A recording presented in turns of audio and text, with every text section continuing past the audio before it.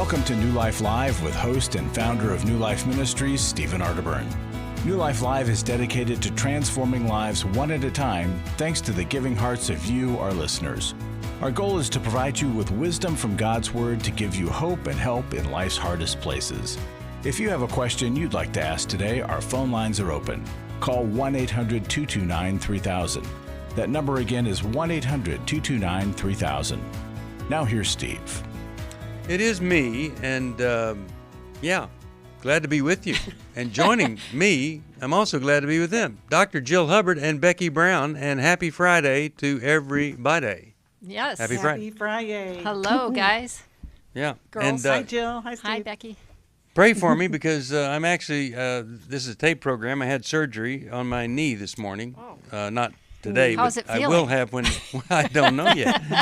But I know this, it's not feeling good today. So have that worked on, and that'll be good. But I appreciate your prayers. And I want to talk to you about something that I think is this is the COVID of our souls, and it's called shame. And I want to talk about shame a little bit, but I don't want to just talk about it. I've got something for you.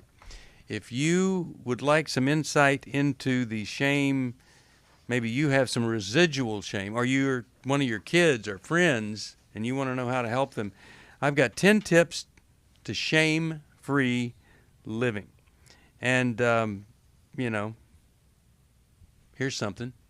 Anything that focuses on a person instead of a behavior can bring shame.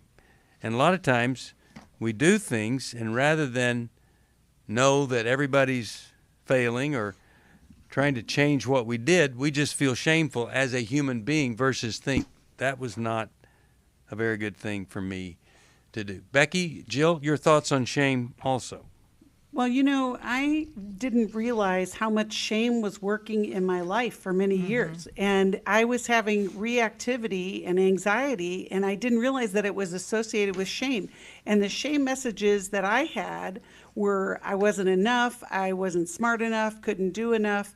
And it was so strange to recognize, oh my gosh, where did that come from? And I think you've heard me say before, one of my favorite acrostics with shame is should have already mastered everything. I love that, Becky.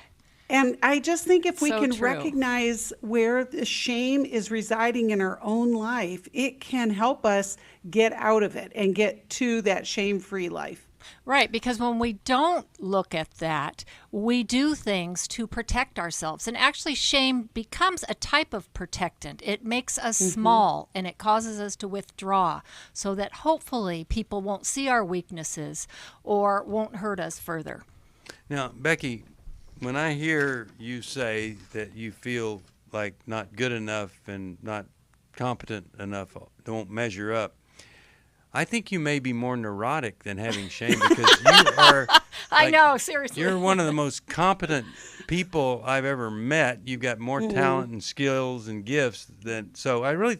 That's think very maybe, kind. But see, maybe it doesn't. a coach or a The counselor internal could help. dialogue doesn't match, Thanks right? for that. No, that's right. Well, that the is thing the with dilemma. shame. That is Yeah. the dilemma. Right.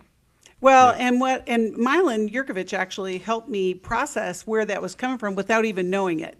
He talks about how he was a pleaser and that the pleaser in him couldn't be happy unless everyone around him was happy. Now, if you transfer that to shame, if I know enough, everyone around me is going to see me as knowledgeable. That's not always true. You can't produce that. So I had to recognize my shame internal messages were based on lies. It wasn't based on truth. And I really had to work that out. But I want that for everyone else. I want them to hear the truth about themselves and be free of that shame. 1-800-NEW-LIFE. We'll give you these 10 tips right here. We also, we've got workshops that get rid of the shame that's keeping you from living into the life God has called you to live. We've got that for you. And I'll tell you, there is no reason anybody has to be living in shame. Jesus died so you wouldn't have to. We'll be back right after this. it had become very apparent that some of the things I was involved with were taking over my life. In today's world, men are barraged with inappropriate content and images all day, every day. Some say that certain behaviors are just no big deal. It's just part of being a guy. But it's simply not true. It's a battleground for every man, and the opportunities to fail are everywhere. New Life's Every Man's Battle Workshop can help. After 7 years, he just one weekend, a completely changed man. For over 20 years, New Life Ministries has been helping men regain their integrity and purity through their one-of-a-kind Every Man's Battle Workshop. He said, I think this is something that every man should go to. Married, dating, it was definitely life-changing. Now the workshop is coming to Dallas September 9th to the 11th. Don't wait for him to call. To find out more, call 1-800-NEW-LIFE or go to newlife.com. I just can't say enough of what New Life has done for our marriage. 1-800-NEW-LIFE.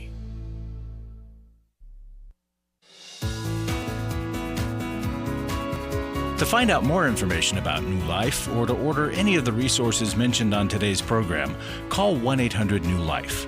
Now back to New Life Live. We are back. Dr. Jill Hubbard, Becky Brown. Jill's great book, really great book, Forgiving Our Fathers and Mothers, might ought to be a required text of everybody that's ever had a father or a mother, because there's so many things we can get hung up on. But right now, I'm going to go to Michelle, and she lives in Fredericksburg, Virginia, and listens to that amazing, amazing station, WAVA. So let's go to her. And Michelle, how you doing today? What's going on in your life?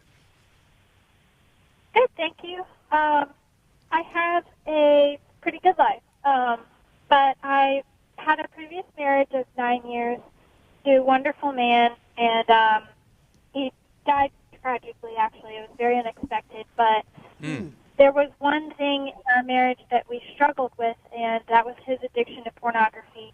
And now going into my future relationships, I'm very apprehensive because of that. It was known in my marriage, whereas with the new relationship, it's unknown.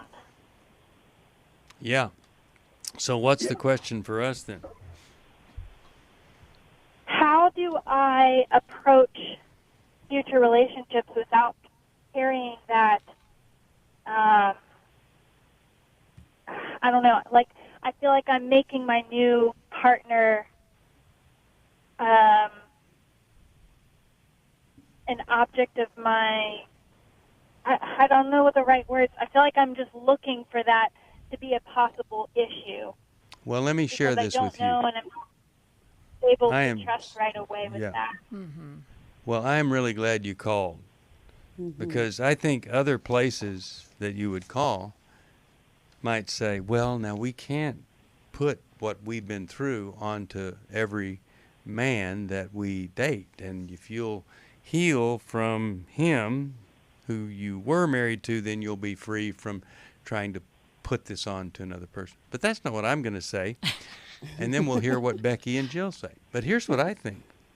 I think you're fortunate that you're worried about this, because the reason it's called Every Man's Battle is because every man has to make a decision about this. And I would encourage you, in maybe the second date you have with somebody, if you have a second date, you would say, so tell me about your use of pornography. It's always something I'm curious about. And the person would maybe say, oh, what? You like what kind I look at or what? And then you say, excuse me, I have to make a phone call to call a cab because we're done. But really, here's what you're going to hear. I'm just trying to picture this on a date. You're going to hear from him. No, I think every woman, every woman needs to ask every man she dates. So yes, but tell me about your use of pornography. He's either going to say, oh, my goodness, I used to have the worst struggle ever. I got introduced to this at age 11, but fortunately, I did this or I did that, and I haven't used since then. That's what you'd want to hear. Or you'd want to hear, I don't know what it is, but I've been protected from that, and I've never used pornography. But if he says something other than those things, then, you really have to imagine he's like a lot of men. And there is a problem there. So here's the thing, don't overcorrect and then just assume somebody doesn't have the problem because you don't want to put the problem onto other people just because of your ex-husband. Yeah. Well, Jill, what do you think? And I think you can come up with your own version of what Steve just said. Jill doesn't like my version. Jill is just do very your own. uncomfortable with your version. I am, but that's more about me, probably. Yeah. I know a lot of people that do that, though. Yeah. They ask that absolutely. question. Okay. Yeah. Well, and I think that it does have to come out. And Michelle, you have a perfect segue that in the course of getting to know someone, you can say, I had a great marriage, but porn was really an issue, and that was an area of hurt. And so I'm very aware that men struggle with this universally to one degree or another. And so forgive me for being forward, but, if we were to continue, I would want to know about how that plays a role in your life. Becky, Well, what are and your what thoughts here? Well, go ahead, Michelle. Go ahead. No, both of those suggestions are wonderful and very easy for me to do. I'm a very confrontational person, Perfect. so bringing it up early on actually suits me well. Okay, Steve, Yeah, see, you I were sensed right on. that. You were right on, Steve. I sensed that about stand you. corrected. But anyway. Well, so Michelle, what I was going to ask you is, when you in your previous marriage, when you confronted your husband on this, what was the kind of cycle that you guys were in? If he struggled with it throughout the marriage? In the beginning, he was very objectional to it. He did not want to admit that he had a problem, and then it started to, he started to recognize how it was affecting our marriage, and he was trying to work on it, but he did not want to bring it to someone else's attention, like I've been getting help, that he was trying to handle it himself, and that was really hard. And it wasn't really a problem until the last maybe year and a half of our relationship before he died. So we didn't get quite far enough to really work on it. Well, why didn't you ask him to get help for it? Just curious. Oh, I did. I did ask him to get help, and he agreed that he needed to make some changes and that it wasn't healthy for us.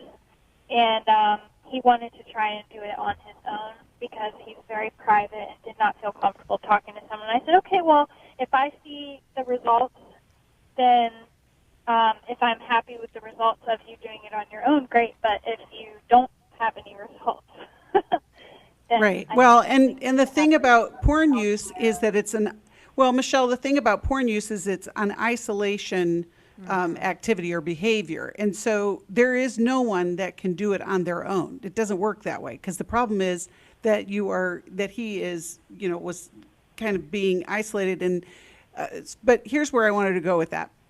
It's so terrible that you have already lost a husband. You're young, and now you're looking into new relationships. And what I would want for you as you're going forward, I would want you to have the good support for, whether it's your grief process, but also what happened to you as a result of your previous husband's porn use, because it does impact you as a woman. And the struggle in that, and it's interesting, it was a great marriage, but this was a thing that we had to deal with the whole entire time. So I want you to be able to get clear enough, and I don't know if you're already in a relationship, but I would encourage you to do as much work. You are in a relationship now? No. Okay. All right. Well, it's just good to do the homework before you get into it, so that you can present yourself like I know what I want, and I know what I'm going to accept and not accept. And I'm going to be able to have someone in my life that honors that and can share life with me. And I think that there's great possibility. But there is risk involved, Michelle. I mean, you do have to step out and you have to meet people, right? And then you have these conversations. When you say you don't trust guys, of course, right? Because of what you've been through. So it's not a blind process. And that's the thing. No. You get to make decisions along the way. Okay. Now, I'm going to send you Worthy of Her Trust, because that's something that you might want somebody you get serious about to read. But I have one question for you. Do you wish that you had not listened to him and demanded that he get help so he could be free of it? Do you wish that or not? I think if he was still alive, yes. But he died before it got to that point, I guess.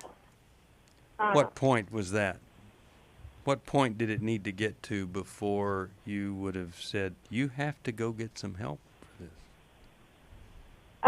To the point where I didn't see results from him trying on his own, I guess. Uh-huh. And what results did you see from him? He had stopped watching porn for probably 6 months before he died. Okay. And it had helped us a lot in our relationship. Good. So. That's Great. good. Because that's not Steve? the Yeah, normal I thing. see. Becky? What Yeah, I want, see some improvement too. That's great, Michelle. Steve, what I want you to tell her is what she should hear from a man when she says, what is your experience or your use of porn been like? What are some good answers so that, because I think sometimes what happens in situations like this, the man might say, oh, I've never looked at porn ever in my life. I would never do that. And maybe that's not true. But what would be some healthy answers that she might expect from somebody, that she might be dating? Well, like I said, the guy might say, oh, I had a big problem with this, and then I realized that, got some help for it, and it's not a problem for me. I'm really glad I got help. Or might say, I go to a group every week, and because this was a big part of my life, and I'm going to a group now every week to be sure it doesn't ever become a part of my life. But if the person just waffles and doesn't have a good answer for that, then you have to assume you're going to be attracted to somebody who had exactly the same problem that your husband did, and you just don't want to do that. So, yeah, those are some responses, some good, some not so good. I'll send you Worthy of Her Trust, and here's what else I'll send. I'll send the new revised edition of Every Man's Battle, so that when you finally meet that guy that you want to be with, you say, here, read this. it's gonna help you, or you're going to say, I know everything, I've done everything, that kind of thing. And I'm really glad that you called 1-800-NEW-LIFE if anybody needs those books or you need some help. Let's go over here to, how about we talk with Mark from Tacoma, Washington. Hey, Mark, how you doing there, buddy? I'm doing good, sir. Thank you for taking my call. How could we help you? Well, your last show, there was a segment where the man talked about losing salvation. And so I've been married for 35 years, coming up 35 years. We've both been Christians since August 5th, 91. And something that the Holy Spirit brought up to my attention that happened 50 years ago impacted me in a way that going through struggles in my marriage, I was like, wait a minute, this is part of the struggle. So what happened What was that? What happened all those years ago? I would think I was 8 years old at the time, and I was at my grandma's house, but my aunt chose at that time to expose herself to me. Oh, wow. And at age 8. And yeah, I think so. And then, this came up 50 years later as my wife and I were trying to get back to what marriage is supposed to be, a godly marriage. And so I realized that the Spirit was showing me that through all these years that maybe I was objectifying women. Mm-hmm. And so that put a burden on the intimacy of the marriage. And right now, I decided to go to Celebrate Recovery, and I thought it was just for alcoholics and drug addicts, but it's for everybody with hurts, habits, or hang-ups, I found out. So the Spirit showed me that the reason why my intimacy in my marriage was not how God designed it was because all those years I had objectified women and basically. So what's the question for us? You hear the music. Got to go to a break. How could we help you? Yeah. The question is, is it never too late to work out the intimacy that God decided it should be in your marriage? You know. Yeah, I'm going to answer that. Is it ever too late? A lot of people think it's too late for a lot of things, or they've gone too far, sinned too much, or that maybe they're just so small in the eyes of the Lord, it doesn't make any difference what they do. A lot of things like that. We'll talk about it, give you some help right after this. You're listening to New Life Live. For most of my life, I've been dealing with an opiate addiction. Why is opioid addiction quickly becoming one of our nation's biggest killers? Maybe it's because it isn't only those who are addicted who are in denial. We did what I see so many parents do, is it can't be an addiction. There's something medically wrong. It's impossible to solve a problem when you don't know what you're up against, and families will try to find any explanation except the one that will put them on the right path. Alcoholism and drug addiction is a family disease. It doesn't affect just the individual. If someone you love is abusing painkillers, know what you're up against. It's time to admit it's addiction and seek treatment. Call us today at 1-800-NEW-LIFE. We have Christ-centered partner treatment centers around the country. Call 1-800-639-5433 or visit us online at newlife.com. We just made a decision. We will do whatever it takes. 1-800-NEW-LIFE. Chris Williams on coaching. Oftentimes I get asked, what is the difference between therapy and coaching? The biggest difference between the two is that a therapist is going to be looking for a diagnosable mental health condition, whereas a coach is going to look at a particular issue and help a person work through that. If you need a coach, call New Life today and ask about the New Life Coaching Network. Our coaches have been trained and screened with the same intensive process we use for our network counselors. If you're looking at an issue in your life that you just kind of want to change, whether it be your weight or leadership or other areas of behavioral patterns, check out coaching. There can be some really, really helpful things for you. Take control of your life and take action to achieve your goals. Call 1-800-NEW-LIFE. That's 1-800-639-5433 and talk to us about getting a New Life coach. 1-800-NEW-LIFE.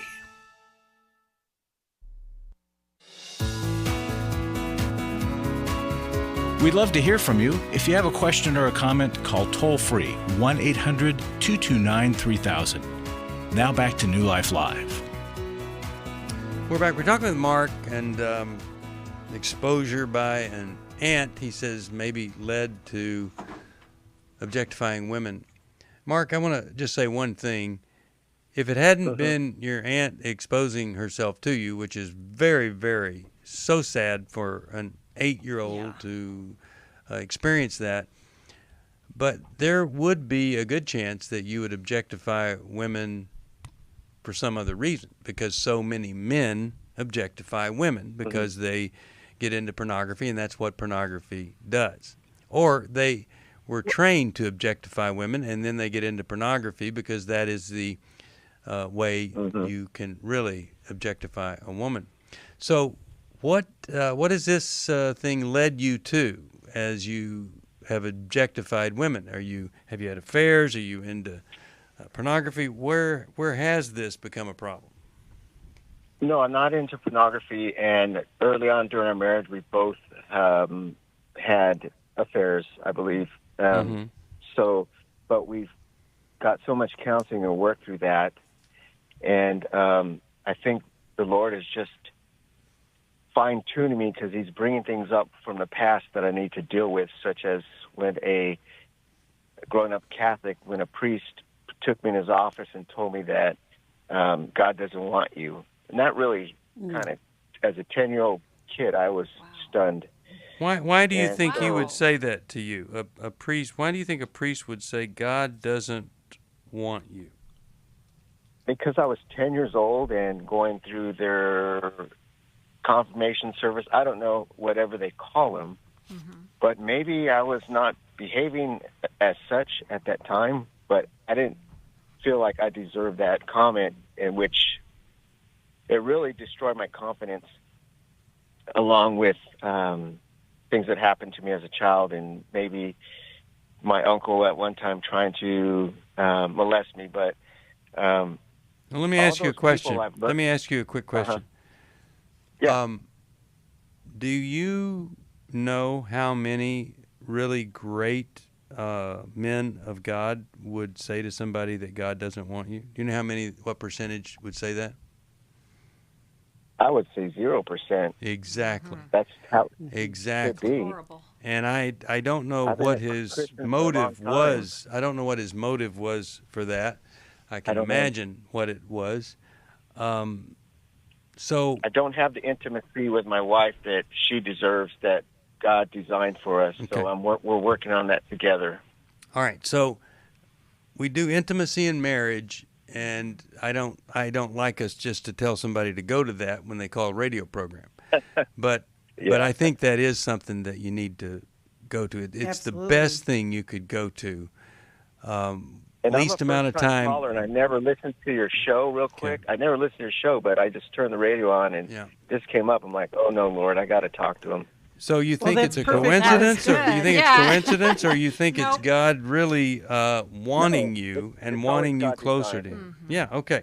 So It's that's always God designed, period. yeah. Well, here's the other thing. I really think that in the meantime, before you get to intimacy in marriage, there are some other things that you guys can do. Are you in any kind of marriage counseling? Yeah, we've been to... No, not. I Are would say you so in? much- Are you in any kind of marriage counseling? Oh, not now, but we have been many times in the past. Both of us Okay. now are in So- Celebrate Recovery. Okay. Can Go I ahead, say Becky. something? Yes, just All take right, her so right here's away. the thing. So here's the thing, Mark.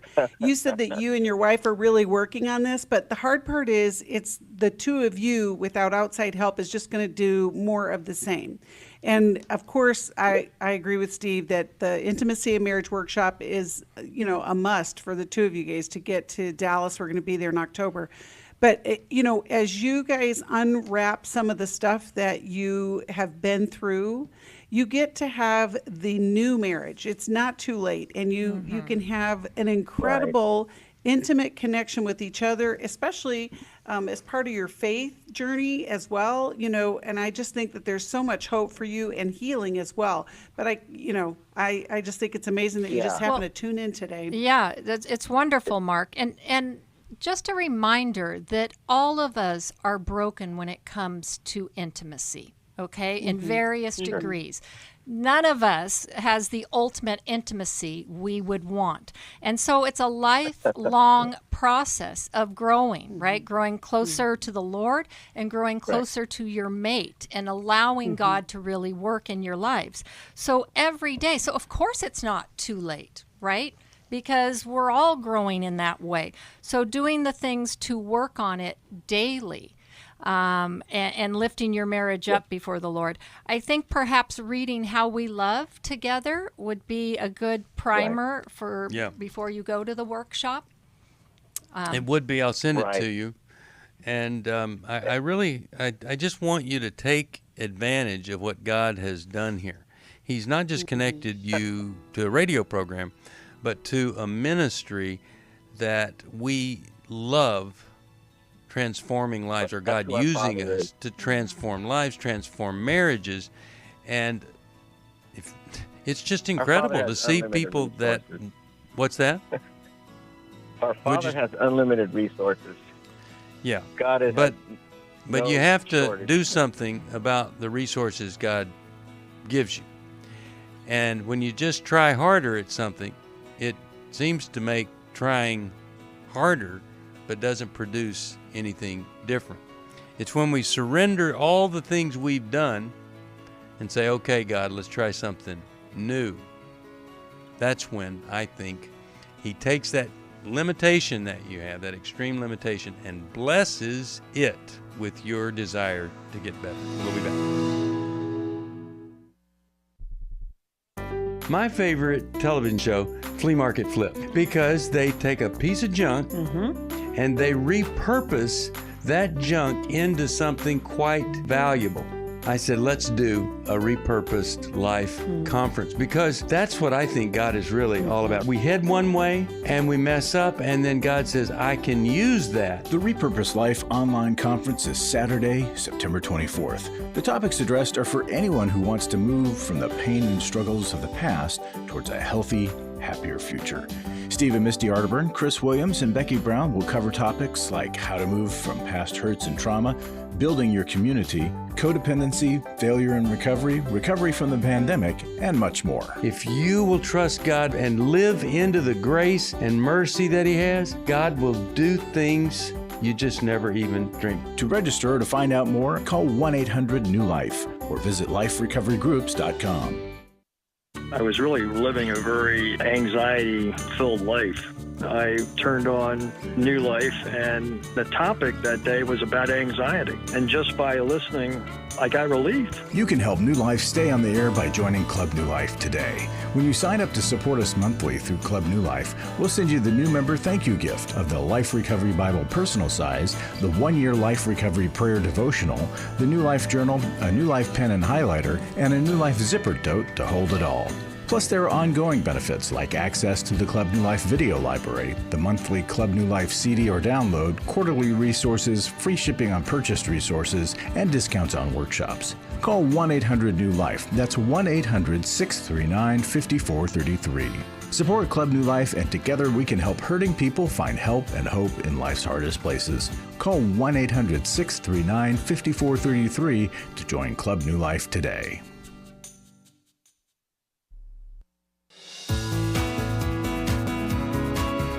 We're glad you joined us for New Life Live. To be a part of the program, call 1-800-229-3000. Now back to New Life Live. Well, we're back. Steve Arterburn here with Wayne Olson is in the studio. Wayne is our brand new Chief Development Officer. Wayne, you're out in California. You and Dave, President, you're talking to people that support us with Larry. And tell us about you just for a second here, your family. Tell us about your family. Sure, Steve. I've been with New Life for 2 months now, and have a wife, Heather, and 2 sons. One works for NASA in the space industry, and my other is a senior in college this year. And I understand that the one that works for NASA can't really tell you everything he does. Is that right? That's actually true. He can only tell me some of the things he does, yes. I think that is so cool. It is cool. I could not work for NASA because I could not keep you the could secret. not. Yeah, exactly. So, no. I'd be using it on the radio all the time. Hey, That's well, here's what we're doing here. Is the brand new secret rocket's going to be going on. Okay, so you have been helping people decide what to do in their giving. How long have you been doing that, Wayne? I've been working in the fundraising world for about 23 years now. And you've written, how many books have you written about it? Because you really know stuff, Wayne. I know you know stuff. I've written 6 books, Steve. Awesome. But about fundraising? Yeah. Here's the secret, though. None of them have any words past about page 33, because that's about how long it takes for people to fall asleep when they're reading. Say riveting. No. So there's a lot of blank pages in the back of the book. And you also speak. You're asked that you said a day you went out and you speak at different conventions or meetings of people that raise money. When you think about people who have resources and they want to give back, what's the most important, or one of the most important things that you see that needs to be part of that thinking in the giving process? You know, Steve, they have one thing in common, no matter who it is, no matter how much wealth they have. They want to know that every one of their dollars is going to make a difference. Yeah, right. That they're giving to something worthwhile. And I sure hope that since you've been here, you've seen that we care about every one of those dollars. We do. We're a very frugal organization. We take care of the money well. And it's interesting to hear the stories of people who both give to New Life and who receive blessings from New Life. It's just great stories on every side. And so what have you noticed about New Life that maybe in other organizations you've worked with that you haven't seen? And I'm expecting you to say good things. I'm not expecting you to say, well, the founder seems to have lost touch with reality. I'm not looking for that. But yeah, what have you noticed? Well, I was supposed to talk about the founder losing touch with reality, but no, dear. There you go. No, Steve, the one thing that I've noticed, and that you live so well, is that this organization is something that our supporters and the people who are part of the family live it. I've met with a lot of donors over the last couple of days, face to face. And New Life isn't something they listen to. It's not something they give to occasionally when they feel like giving money to a ministry. It's something that moves their heart, and it's something that they attribute their marriage, their success, everything to. I love that, and I think it really is obvious. And, of course, one of my favorite things this Christmas, I'm thinking Christmas because I always do the Christmas card, so I've been working on that. But I'm thinking Christmas, we get these Christmas cards, and here's the whole family together, and then the message is, we're together because we went to intimacy in marriage, or we're together because every man's battle or restore. And I love that. So what would you want to say before we close out this part? Do you have a story you want to share with us, Wayne? I'll share one story with you, Steve, that I think speaks volumes. And it's a letter that I received, or we received, but I'm privileged to get all of our mail. It says, Dear New Life counselors, speakers, and guests, thank you for your time, your explanations, your questions, and courage to speak directly and honestly, answering the many calls and stories you respond to. Enclosed, please find a money order. Thank you again, and many blessings and continued success. In Jesus' name, amen. And it was signed by the donor. But the key phrase in there that I find is, enclosed, please find a money order. Because, most people, if they want to give to a ministry, they just pull out their checkbook or a credit card. Yeah. This person had to go to a store or to the post office and pay extra to have a money order created to send us $70. And she, as she writes this, you can see it in her handwriting, she is the one that clearly feels she's getting a blessing out of giving that money to the ministry. And that, I think the fact that the words and the effort that she took to make that gift says a lot about her and the ministry. I am so glad you shared that, because, I just see this sacrificial giving, not out of surplus, but sacrificial giving, and it just always moves me greatly. And even just the recognition that, like you said, Wayne, that she took time to do that. But I just am so grateful for those of you who are listening and who give, who say thank you, because it helps us know that what we're doing makes a difference. And we know that it does, but we love to hear the stories, and so grateful for that story. Yeah. Thanks, Wayne. No, thank you. And that, by the way, the words thank you are the most common words you hear around here, because we are thankful and grateful for people like this writer. Right. Yeah. Well, bless you, Wayne, and thank you for being part of what we're doing, and anybody else that wants to be part of what we're doing. God is using us to do some great things, and we love it when other people want to be part of that. So you just call us at 1-800-NEW-LIFE. God bless you, Wayne. Thanks for coming in, and we'll go right back to our phone calls. How about we talk with Diane? Let's talk to Diane here. Diane from Indianapolis, Indiana, listening online. She probably lives pretty close to me. Diane, how you doing, and how can we help today? I'm good, and thank you for your program. I have a question. I don't know, health-wise, mentally health-wise, spiritually health-wise, is it normal at any point, or is it healthy at any point when an adult woman that's 50 feels that she needs a mother to remother her? Okay, you're going to have to explain that to me. All right. I have a daughter-in-law, and our family was going through some problems, and we were discussing that and some issues that had come up within the family that concerned her. And at the point that we did that, one of the things that she turned around and did is that she started crying, and she said the problem is that she had needed to be mothered. Her mother had died 5 years previously, and I had failed her in not doing that. So that's what you've said, and I'm going to ask, even though that's what you've asked and talked about, I'm going to ask Becky and Jill to address that. First, Wayne, you're still in the studio. You're a professional on mother-in-law issue. No, I'm just kidding. But you probably do really well. He panics. But Jill, Becky, what do you think she ought to be focusing on here?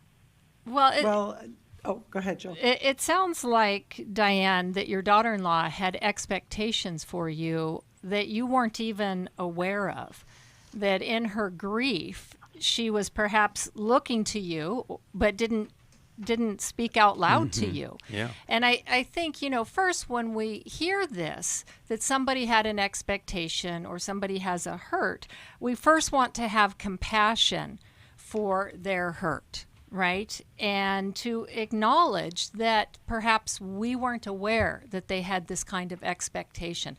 Whether the expectation is realistic or not, we're still acknowledging that they had this need and kind of validating that that is their experience. Yeah. And then, maybe looking at your relationship and asking her why she didn't feel comfortable in coming to you and asking for what she needed. I mean, here she is, she's 50 years old.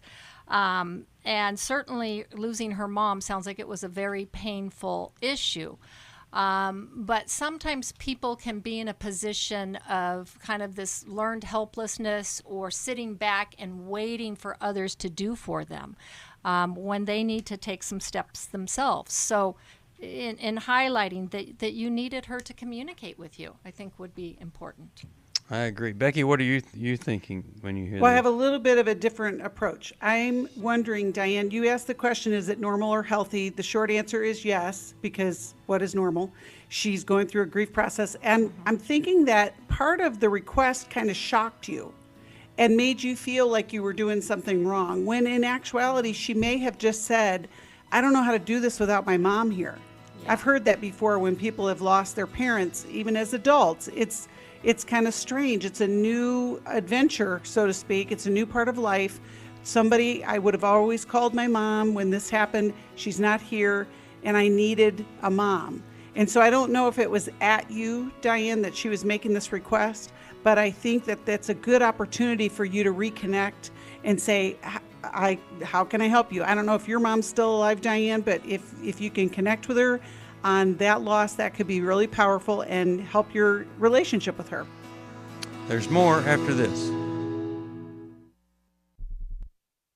I came into this thinking that my husband was the cause of many of our issues. The New Life Intimacy and Marriage Workshop is coming to Dallas, Texas, October 21st to the 23rd. But after learning about our attachment styles, I understood how our past hurts were playing into our present problems. Join Steve Arterburn. It's been a dream of mine for a long time to help people to grow more intimately together, and we believe that everybody has room to grow in the intimacy level of their life. And Mylan and Kay Yurkovich. We help couples understand how their attachment style is sabotaging their current relationship. And then we teach them how to create comfort in a relationship. And New Life's group counselors will help you focus on the area that will benefit your marriage most. To register or to find out more, call 1-800-NEW-LIFE. Here at this workshop, we had our first ever conversation without yelling, blaming, and accusing.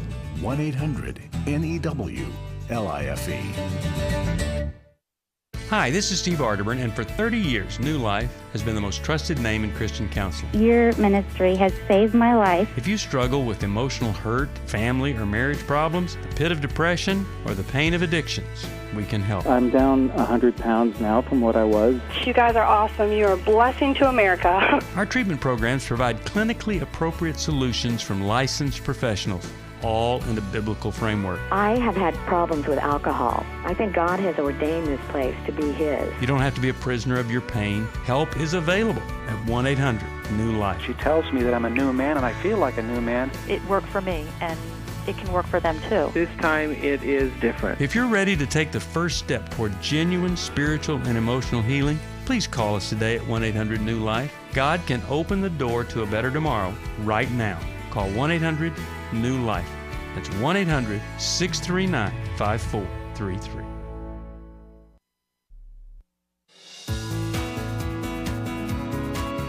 To find out more information about New Life or to order any of the resources mentioned on today's program, call 1-800-NEW-LIFE. Now back to New Life Live. We are back talking with Diane, and daughter-in-law said, I need a mother, and kind of disappointed that you didn't do that or didn't provide that. Diane, here is what I would do if I were you. You ready? Yes.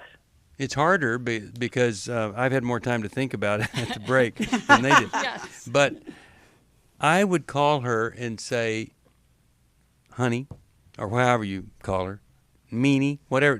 Just be careful. But you say, I've been really thinking about you saying that you need to be mothered.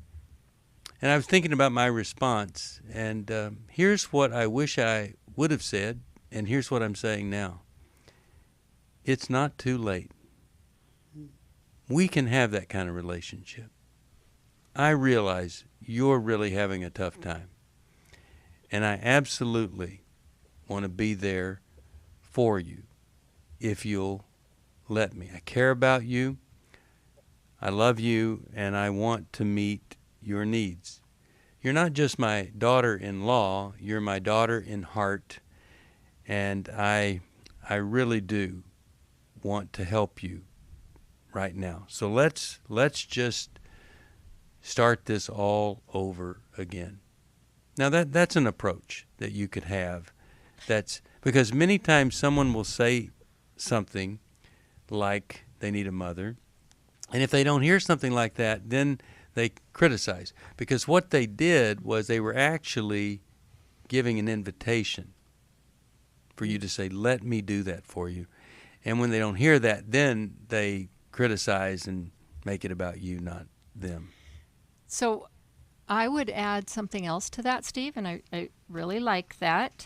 You don't have to, but yeah, go ahead. But I would Add like to it. to add that you let her know that, first of all, you know that there is no way that anyone can replace her mom. Oh, that's really and good. Yep. what their relationship was and all of the history. And that part of it is your hesitancy because you would never want her to think you were trying to replace her mom. And I would acknowledge, sometimes I don't lean in or, whatever it is for you, Diane. Sometimes people can't tell what's in my heart or I'm not always good at showing compassion. And so you've made me aware that I really need to work on that.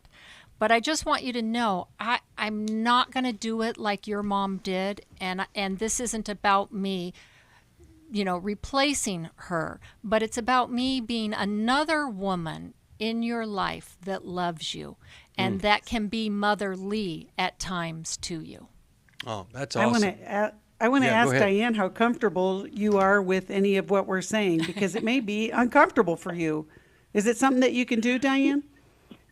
I'm so glad that you asked that question because I can hear what you're saying. And the hesitancy that I have is because it's something that I had wanted for a long, long time. But because of what we have in the family where we've experienced so much manipulation from her that I didn't know when she said that. One of the things that I did say at that time, and I didn't know if it was something where she was trying to change the subject and get us off the subject that we were addressing at the time, to where I don't know exactly how to walk in that water. Didn't feel how safe. She's functioned.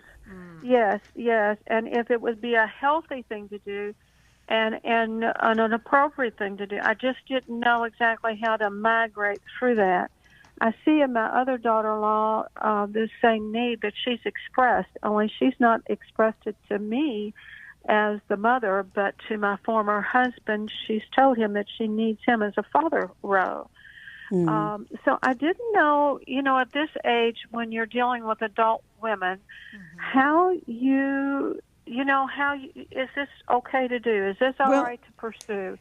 Yeah, I think it says a lot of you and your husband, Diane, that they really want you to be influencers in your lives. I think actually, if you would get a copy, we'll send you a copy of How We Love, because I think if you can understand just the different ways that they connect, I think you're going to, I'm going to just jump out there and assume that the one daughter-in-law is probably a vacillator or has that attachment style, because it's kind of, all or nothing and, a little bit uncertain for you. Right. But I don't know. But I think that might be a good way for you to really get to understand that part of the relationship. Yeah. And then it doesn't require you to be a completely different person. It's just how to do the best you can with connecting with them. And I think that would be a good help. Yeah. And also, I'll send you How We Love. I want to send you Take Your Life Back, because there you can offer this invitation. And then when you find out, that wasn't good, it was a manipulation or whatever, then you can stop doing that. That's good. But the good news is you have people wanting more from you and your husband. Right. That's a good thing. Yeah. That doesn't mean giving them everything they want is healthy, but coming their way surely would be really healthy. And I'm glad you called, so we'll send you Take Your Life Back and How We Love. Now today, everybody, this is the last day that you can buy this carpool special that we put together for Lumina. You've got Jen Wilkin, this great Bible teacher, is going to be speaking. Nicole C. Mullen is going to be performing. Most incredible artist ever, and she's going to be teaching. And then we've got Lauren Green McAfee, Bible teacher, working on her PhD in theology, unbelievable author and co-author. And you can come, special price, it's like half price. If you put 3 women in your car, so 4 tickets, and you can get this amazing $59 price. But it ends tonight at midnight. So I just can't tell you how excited we are. This will be our first event. It's November 3rd or 4th. Same event, both days, and we want you to come. Bring 3 women, put them in your car, tell them to have fun, give them the tickets, or they buy them, $59 each. And I think it will help you greatly to love the Lord more, which is what we ought to be doing, appreciate the power in God's Word, and then this is where our theme is. This is where women rise, and we rise. You rise together. So you can call us at 1-800-NEW-LIFE. You can go to the website newlife.com. There is a Lumina banner right there with some women in a car. That's the carpool special. Ends tonight. Now, also, if you support us and help us do some of the things we get to do, including this radio program, brand new devotional book, 100 Days to Freedom from Shame.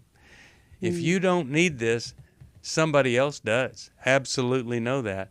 And it's our way of saying thank you. We also have the free 10 tips to getting rid of shame. That's available too. We love doing our workshops, and almost everybody, it's hard for me not to say go to the workshop every time, but September 9th is Every Man's Battle in Dallas, Texas. Then we're doing on the 9th also our Repurposed Life online. It's September 24th. The early bird price for that, the Repurposed Conference, is ending September 9th.